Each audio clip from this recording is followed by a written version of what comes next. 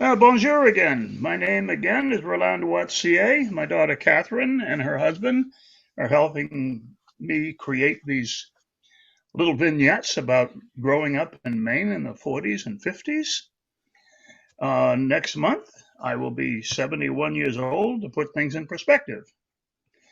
Um, the last episode or vignette last week, we talked about growing up in Maine with firearms and all that entailed, at least for me.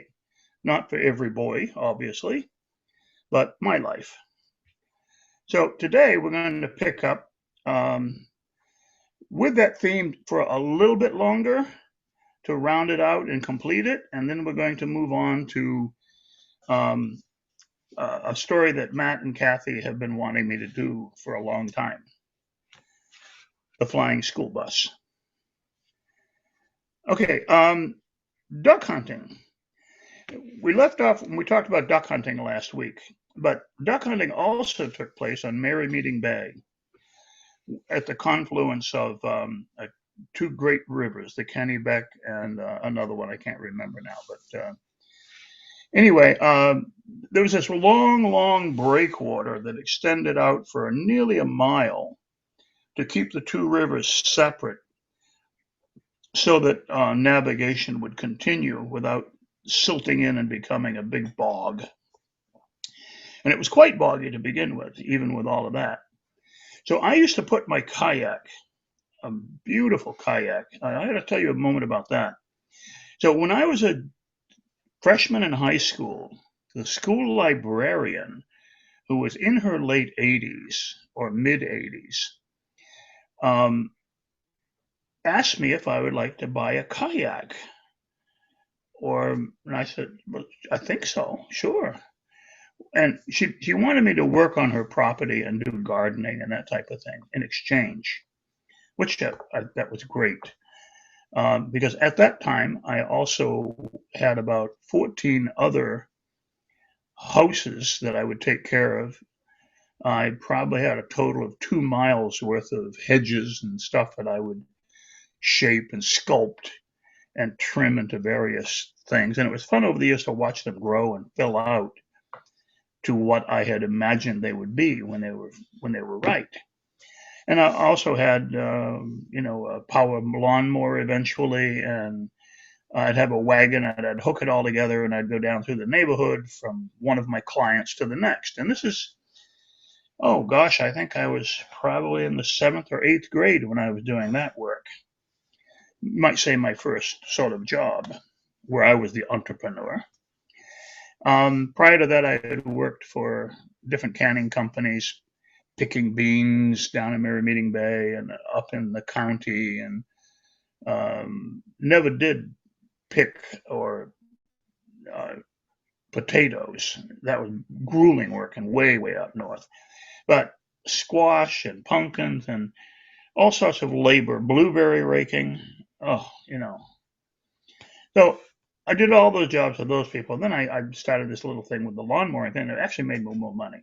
So anyway, the kayak is like 14 feet long. And her husband, during the Depression, worked at a factory that made laths for boxes. And they were like a half an inch thick, made out of cedar, and maybe an inch and a half to an inch and a quarter wide.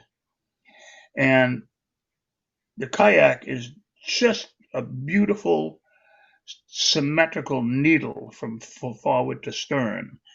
And at that time, it was covered with canvas. And so I would take the kayak and put it in the Kennebec and float down the Kennebec. And oftentimes, my dad, when he got off work in Bath, would pick me up at a location that we had decided that I would be at. And to float down a great river is really a Tom Sawyer experience. And I remember doing it alone repeatedly, time and time again. And whenever anybody would jump off the bridge up in Augusta, suicide type thing, Mike and I would grab a canoe and a kayak and we would put in and see if we couldn't find the bodies. Sort of like that movie Stand By Me. And I think on one occasion, if I remember right, Mike and I did find a torso. Um, anyway, we would go duck hunting at Merry Meeting Bay. And I remember my senior year in high school, my dad said, you know, you're out of here. Um, you graduate from high school, get a job, move out of the house, whatever. And it looked like the service was where I was headed because there was a draft. And I'd already I put it off too long. When I finally did go to the draft board, they gave me 1 week to pick the color of my uniform. And I chose the Navy because all the photos I saw of my dad and all of his buddies during Korea and World War II, they were in, army green, and they were covered in mud. And then my uncle Oscar was an E6 petty officer in the Navy, a boatswain's mate. And he had the flared bell-bottom trousers and the bib and the cane work and the funny little tie that we all wore, it came out split, and the Dixie Cup hat. And every photo I ever saw of my Uncle Oscar, there were babes hanging all over him, good-looking women. And I thought, I'm going to go in the Navy. And so when I told a recruiter that story, he said something to the effect like, I think we should send you to the intelligence school. That's the most intelligent decision I think I've ever heard. So anyway, a little bit of fun there. So back to Merry Meeting Bay.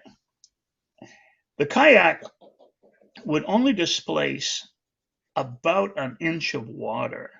So with a pole, you could pole that kayak literally across the water that remained as tension on top of the mud.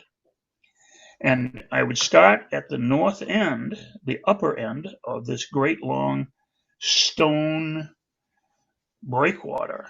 And the breakwater was, 2 cars wide perhaps, and extended up above the river even in high water times. So it was probably 6, 7 feet high at least. And these massive boulders is what comprised it. So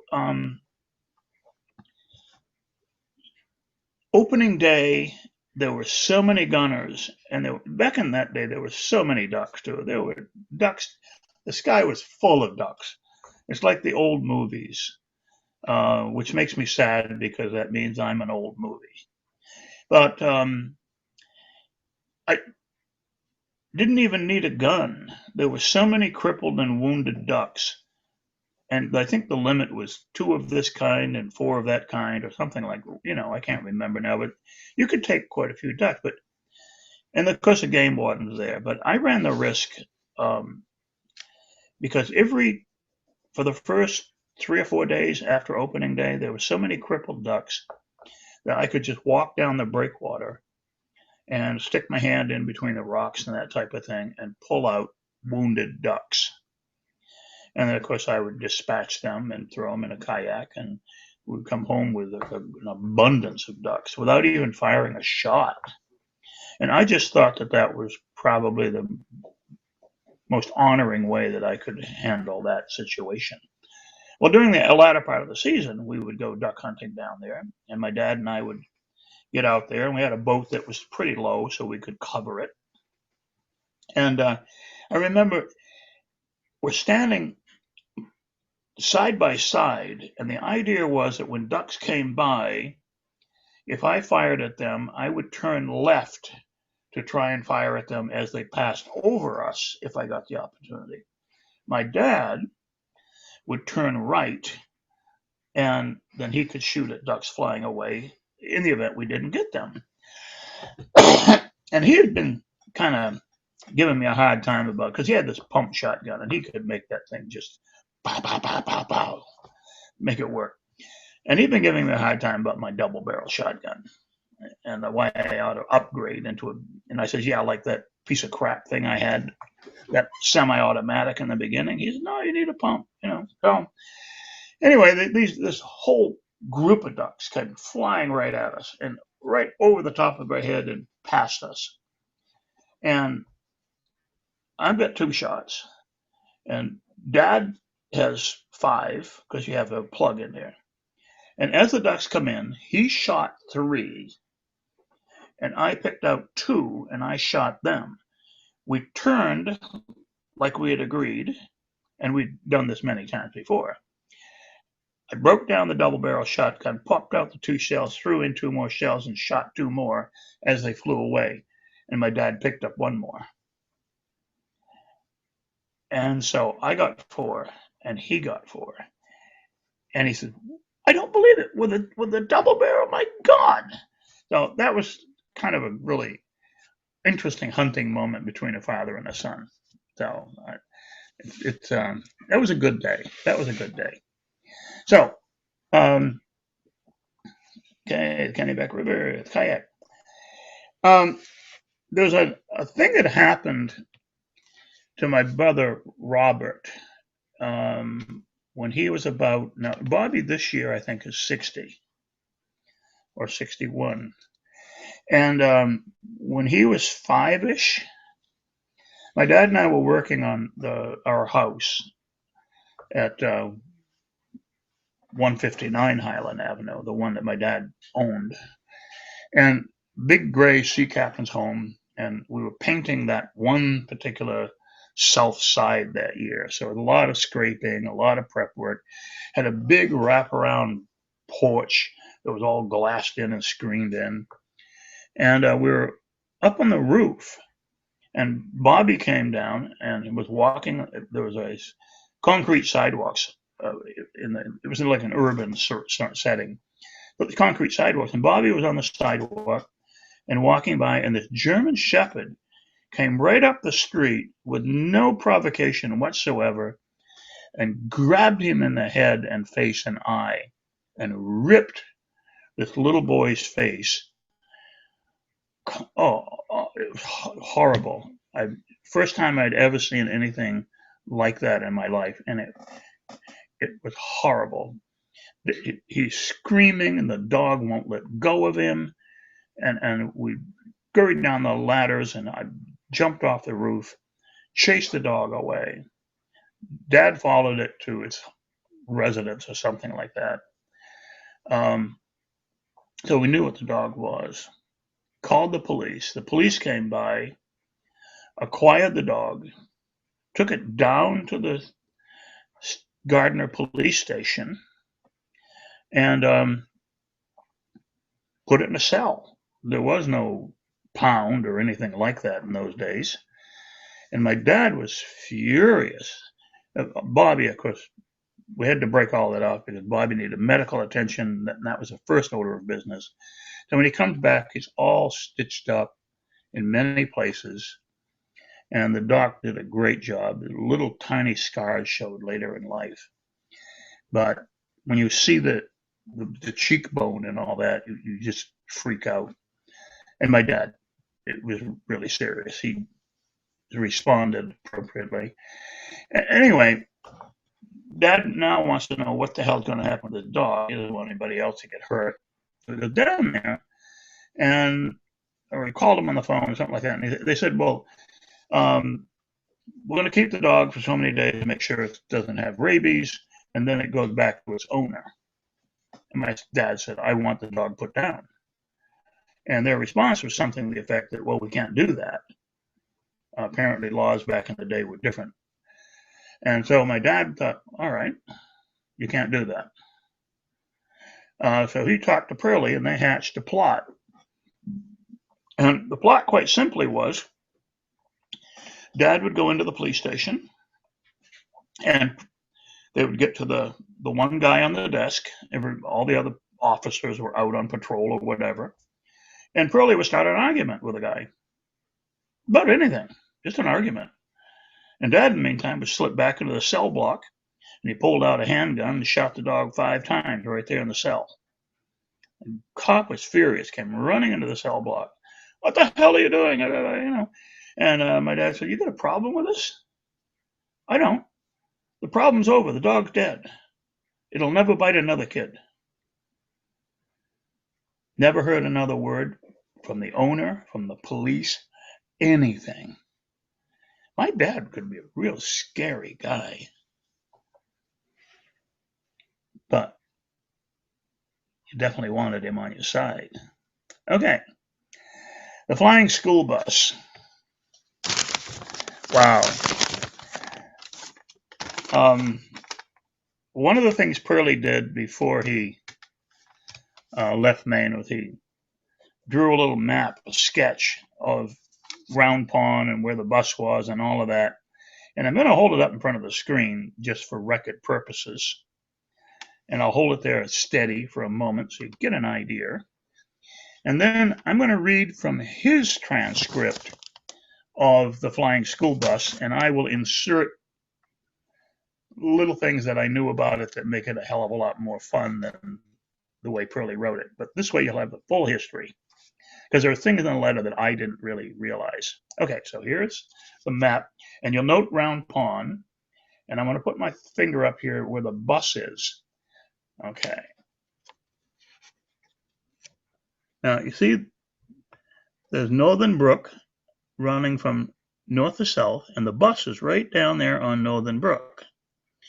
Now, Round Pond is down there, and this is the road out to Mac's camp right here, and that gets up on the Big Eddy, which should be down in here somewhere. So the old sand pit was out here, and so on. So it's just an idea. Thompson's Point's down there. I'm sorry. So that gives you an idea. So what happened was, and we're going to start at the beginning because this is stuff that Kathy has not heard about before either. Pearlie says, page 1, I won't go too deep into the history of the bus, but I will explain how it came about that we bought it. Having frozen half to death on numerous times in a tent for years up there hunting in the Township 19, Roland and I said there must be a better way. Now, as I recall, this was, oh my God, this was way back when I'm a freshman in high school or something. Okay. At first, we thought that we could build a home, a trailer, and have like a wood stove in it and that type of thing. But then we heard about a school bus that was for sale at a church up in Augusta for about $100. Okay. Now, $100 was a lot of money back in that time. It was a lot of money. We're talking 1950s, you know. So, Vincent Roussel, Ernie McPherson, Dick Vigue, Roland, and I all chipped in and bought it. Now, it tells you how much $100 was when it takes 5 guys to chip in that have fairly decent jobs, and they chip in to buy a bus. Okay.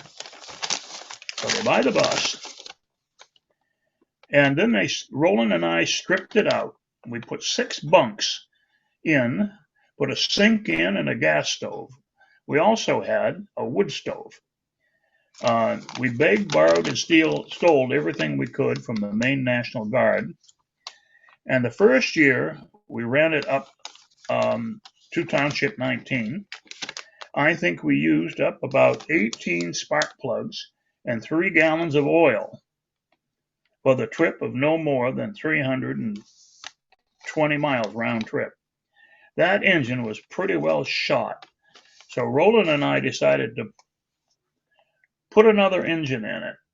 And I think that we found an engine for about $60, if I remember right. With all our problems, our partners decided to back out. So we gave them their money back, and your dad and I became the sole owners of the bus. To defray the expenses, however, we charged those guys rent and any other guys that wanted to chip in on it for any particular hunting year. Roland and I got to go hunting for absolutely nothing, gas, oil, and all. I think it was the first season I think it was the second trip after we changed the engine that we lost a rod on the way home. Now, Vigya was driving when she began to knock, and so I took over at the wheel and nursed it all the way home at about 25 to 20 miles an hour. It took forever. Um, we didn't want to put in any money into another engine. So Roland and I decided to lease a parcel of land up there in Township 19 and leave her there. We knew the spot we wanted, and so we contacted St. Regis at the time, and they agreed, and we got the parcel. We actually put the bus there before we got the agreement back from St. Regis. But anyway, we dropped the engine pan out, and cut off the piston rod, and left the bearing and cap in place, and clamped the shaft together. Pulled the other piston out and push rod for the valves, and put it all back together, and it ran. Now it's a 6-cylinder, not an 8. Ray Bowman, Ernie McPherson, your father, and I pulled out of West Gardner one night at about 9 o'clock in the evening and headed up to Township 19, 170 miles. The engine shook like hell all the way up, so we couldn't really do much more than 17 miles an hour. Driving at night meant we didn't have to pull off the roads so much for other cars. We drove all night and got there at about daybreak the next morning. Now the fun begins. We already had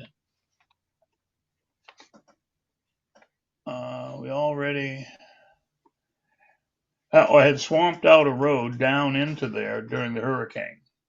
That was a hell of a job.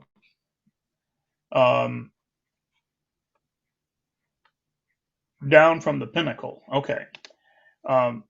Where we wanted to actually land the bus down on the riverbank. The bank from the road down was about a 15-degree drop. Right, wait a minute.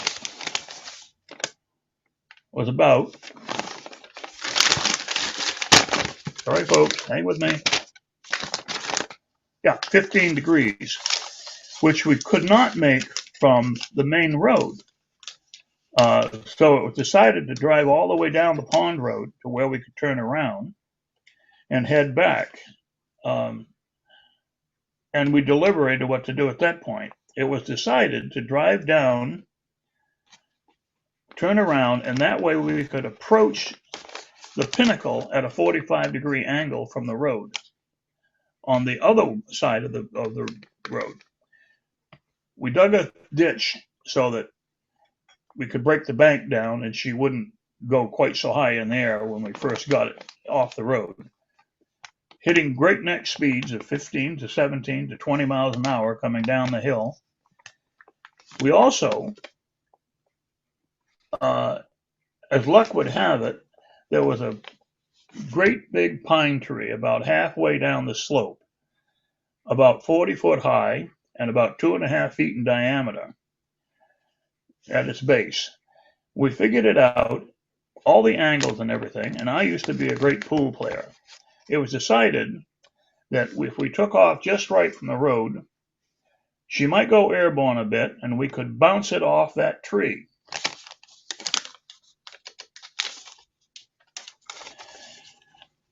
But now we had a few more strokes of luck. The bigger question, who was going to drive her down the hill and actually try to bank it off the big tree? Seeing as how we had all had a few shots by this time, it was agreed that I could finish the bottle, and as courage comes in a bottle, everything was A-OK and ready to go. Everything had been taken out of the bus that could possibly harm me. Pillows were tied in front of the steering wheel. I was laced into the seat, and down we went. The bus was up on two wheels, almost ready to roll over when she finally made contact with that big pine tree. With just 5 feet to clear, she was up on two wheels, and sure in hell we thought she was going to go over sideways and sit there for the rest of her life. When she hit the tree, down she went, down, broke the axle off the front wheels, and landed nose deep in the mud from the rainstorm and the hurricane the week before. And that's where she would have sat, except we all got together and rigged up some pulleys and chains and come-alongs, and we put the wheels back underneath her and chained her together, and we winched her all the way down the other half a mile right to where she sits today, provided that there's anything left of her, what with all the years of passing. This is just one of the many episodes that I had with your dad and all of our friends when we were hunting in Maine. Love, Pearlie. So I think that's really cool to have that letter. The flying school bus. I'd heard that story so many times, and it just to see where it went off and down across there, and it was airborne when it hit that tree, and it kept it from flipping over, and down she went, and all the work that went into getting that great big old school bus down on the stream where it sits today. Okay, there was another story that I want to get in here, and it was my dad's last hunting trip. A number of years later, after having been snowed in, and when I tell you the story about being snowed in, you'll hear about a gentleman whose name is Clyde. Now, Clyde, I think, was Ernie McPherson's cousin or something like that. And his job all year long was he was a patent maker. And he made, patent making is a very, very strenuous mental and physical job that requires delicacy and finesse. And Clyde would go hunting. He had all the gear and he had the gun and all that stuff. So he would leave somewhere around Boston, I think it was, come up and join us.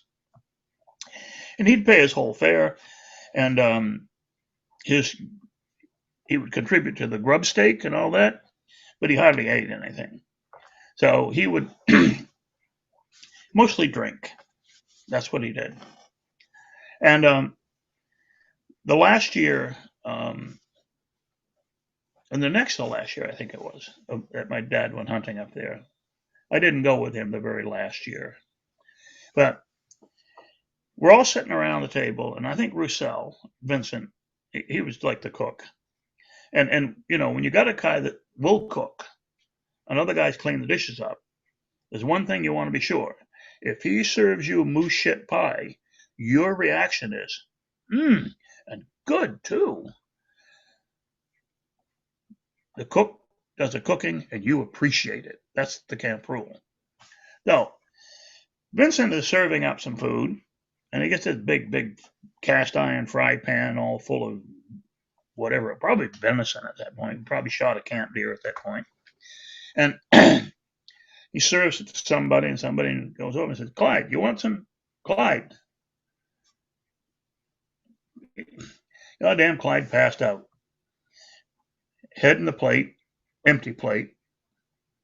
And Roussel looks under the table and goes, oh my God. Clyde had died right there. So without any further ado, it was decided that it was well after dark. Trying to get to the coroner's office or whatever would be like nuts in the middle of the night. So one of Clyde's favorite places was to take a chair, sit out on the, now this is not at the bus, this is at Mac McPherson's camp up at the Big Eddy. And we'd set him out there on the porch, tip him up against the backboard, put his feet up, And of course, Rigger set in. And there sat Clyde all night. The next morning, went out. They got the coroner, and they brought the coroner back in. But here's to Clyde.